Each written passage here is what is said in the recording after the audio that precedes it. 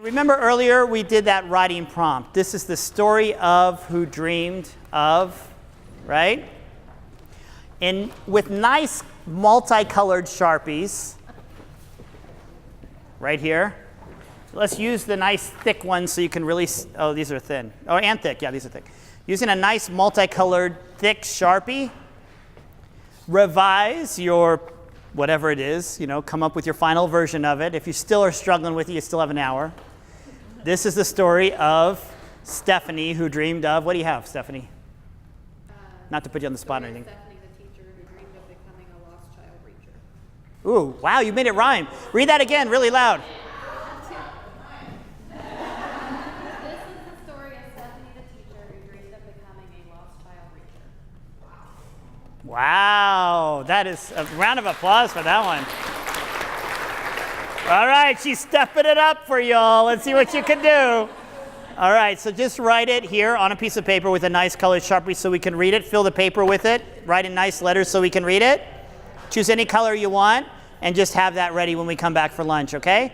If you want to illuminate it, meaning decorate it, you're welcome to do that too. You can create a little border or frame around it. You don't have to. The only thing you have to do is write it in nice big letters that we can read, okay? Only thing you have to do. But if you would like to decorate it, you're more than welcome to. Okay, everybody?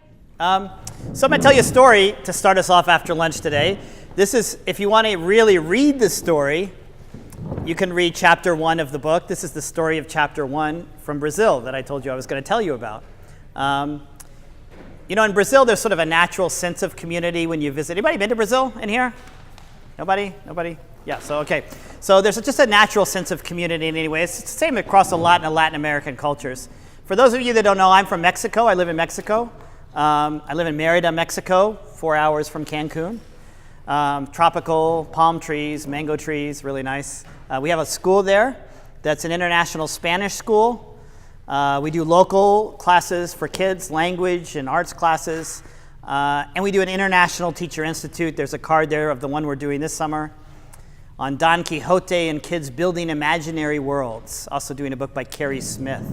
So, tell your school to send you down to Mexico and come visit us for August.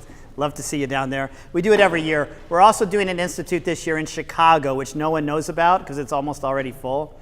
But if you go to oblateacherinstitute.org, a new website we have, it's on your first sheet.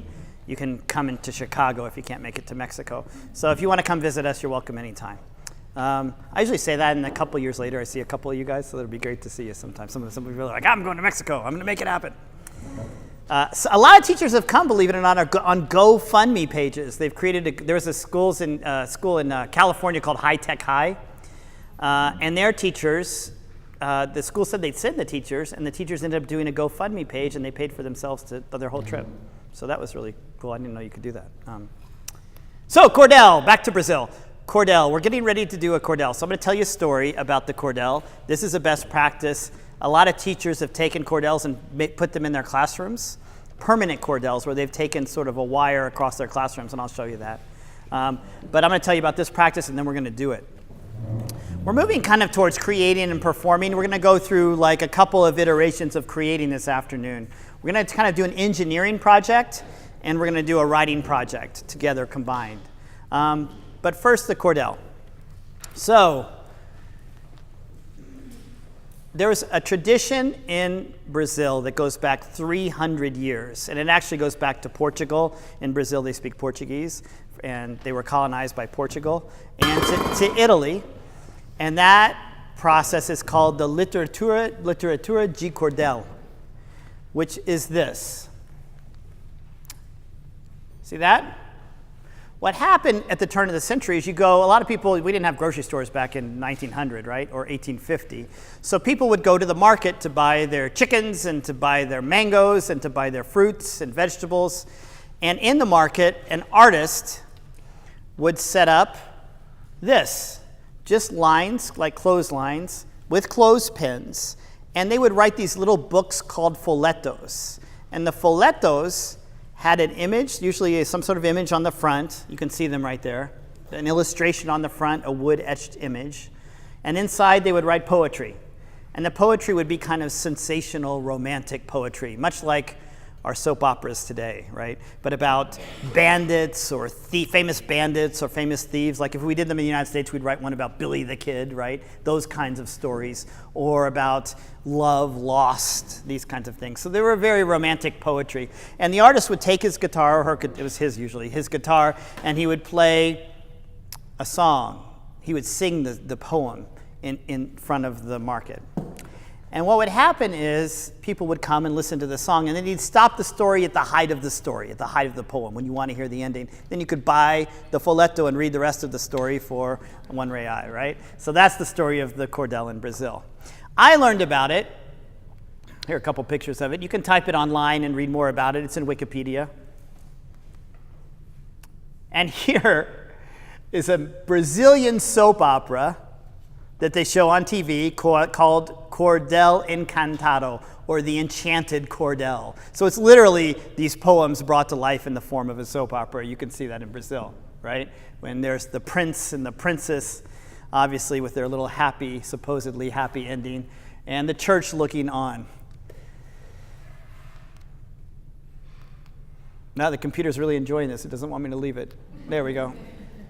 So I learned about Cordels in the center of Brazil in an agricultural town. It feels a lot like the Midwest. It feels a lot like here in the United States. It's a place where they grow corn and they grow a lot of crops similar to what you have here.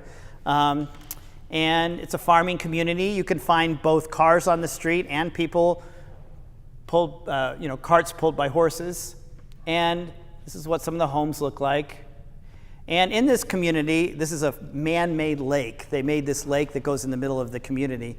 And we have a school down there, a laboratory school, where we used a lot of these arts literacy practices for a language school down there. And my colleague Daniel Suarez taught in that school. Well, what had been happening in this community, this is about 15 years ago, is there were a lot of drug-related murders. So people were getting shot in relation to drugs, kind of all the stories that you hear, when you watch things like Narcos. Those kinds of stuff was happening in this small town. And his students, who were high school students, were really concerned about it. And he walked into the classroom and they were talking about, well, what do we do about this? This is really, all these murders have been happening. And students wanted to do something as a classroom community about this. They wanted to make a statement. And Daniel had been using cordels in his classroom. He had a clothesline hanging in his classroom, and students would put up work on the cordel and share it with each other. And I'll show you how to do that in a minute. So they said, why don't we do a cordel in the community? Matter of fact, just the night before, or the week before, one of the drug shootings happened around this lake. So a motorcycle went by during the daytime, and 2 people were shot walking around the lake. And then they drove off. And so it had come to this place that the students really loved. I walk on around this lake with Daniel when I'm there. After we teach, we walk around this lake and talk together. So it's a big part of the community, and they were really upset that this had happened during the day. So in Rio de Janeiro, one of the protests that they did is for everybody killed in the favelas, they put crosses on the beach of Ipanema and Copacabana, those famous beaches, right? They put crosses for each person that had killed, 6,000 crosses on the beach. So when people drove to work the next day, they saw the crosses. And the students said, why don't we do this? And then they said, no, let's do the cordel. Then they had the idea of wrapping a cordel around this entire lake. So imagine how big that would be, how much string you would have to use. But the cordel is about sharing original artistic work. So how do you create that much work that you could wrap it around the entire lake? So the high school students said, well, we can't make that much stuff, but what if we create a curriculum that's a curriculum about peace, and we take it into the elementary schools? And we each become a teacher in the elementary schools of the curriculum. So they created a curriculum, the high school students. They each became co-teachers, and they went together into the elementary schools and taught it to the kids, where in each classroom you can generate, they're bigger than here. You have 50 to 60 kids in a classroom. So you could generate 50 to 60 pieces of artwork, pieces of real work in each of the elementary school classrooms for each class. That's what they did, right? These are some of his high school students, and they went into the classrooms and taught the elementary school students. And they ended up creating a cordel that ran around the entire lake. And here's a picture of it. And you could read the whole story in the book if you like.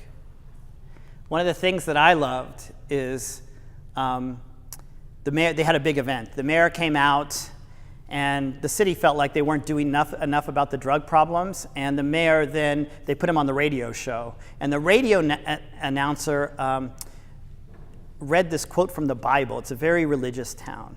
And the quote from the Bible was, "It took the kids in this town to say something for anything to happen." And he gave this quote. I don't know if you know it. I had to look it up and read the story. It's about Jesus and his disciples. And it was something about if we try to silence the disciples, then the stones will talk. If they remain silent, the very stones will cry out. And it was a story about how the children in this community were the ones that had to cry out before anything was done. Then the community started to do something about it. They called in the federal police, and the drug shootings stopped. They stopped the drug shootings in the town. So we've used the Cordel in many different ways. Here's at our school in Mexico, working with adults and language classrooms combining art and poetry. Here's in a small town in Mexico where we did this project where they used light to create this artwork, the sun to create the artwork, cyanotypes. Here's a Cordel we did in Iowa where they did wood etchings and then hung them on a Cordel. I think there's pictures right there. There it is. Wood etchings, images, they did from about home and then wrote text up there. This is in Santa Monica, California. Teacher workshop, and this is in Daniel's school in Brazil. Here's how he uses it. He uses it in his classroom, but he also hangs Cordels like in the community areas. And the important thing about the Cordel is students have to do real work that matters to them, something you'd want to read. It's a way of publishing for an audience. It's a way of exhibiting student work for a real audience. So you don't put kids' math problems on the Cordel, right? That's nothing interesting about that. You put work that really matters to them. So stuff that you're creating in your classroom that really matters to kids can go up on the Cordel. The great thing is it's not just putting tape up on the wall and sticking stuff on your wall. It's you have the clothespin, so you can take stuff up and down as much as you want. Kids can put stuff up, they can take it down, they can read it, they can revise it, they can put new stuff up. It can be an ongoing, living, breathing artifact in your school, in your classroom even. I'll leave with this story. So Deanna Computaro, this teacher at Central Falls High School, heard the same Cordel story that I just told you. One of her students was shot in Jenks Park next to the school and killed. And the whole school, it was a big event for the whole school. So her students decided to create a Cordel around the school. And what they did is they took pieces of cloth and wrote on these pieces of cloth. You can see the picture. This is the Providence Journal. On the pieces of cloth. And when all the students came to the high school the next morning, they had a cellist playing on the stairs of the school with this Cordel wrapped around the school, blowing in the wind as a means of honoring the student that had gotten killed. It says, the ceremony was part of an art project to help students express their thoughts about 2 recent shootings. I thought it was just 1. Okay, so that's the story of the Cordel. So we're going to do that in just a second. So what we're going to do is we're going to do a Cordel. Okay, everybody's got your piece of writing. Fantastic. So let's first do a performance. Performances don't have to be huge things, right?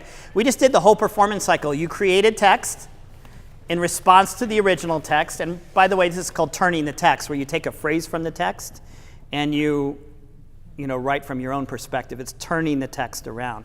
I was mentioning earlier, we take the Odyssey. The Odyssey starts, "Sing to me, Muse, the man of twists and turns." And we have them write, "Sing to me of Abby, the woman of da-da-da and da-da-da." So you take the phrase and you turn it and have the students write with that as a sentence starter. So you've got these great phrases. And what I want you to do first is just share them around the table, read them to each other out loud. So each person go around and read your phrase. This is the story of.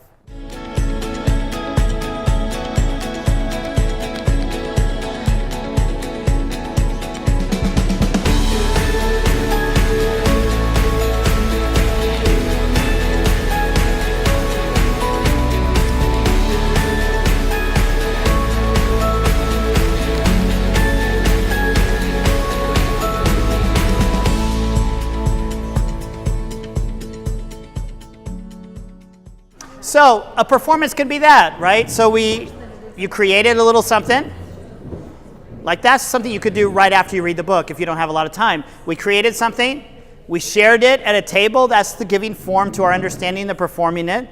And we hung it as an exhibit. So we just did a performance and an exhibit in less than 10 minutes, really, right? Really easy to do.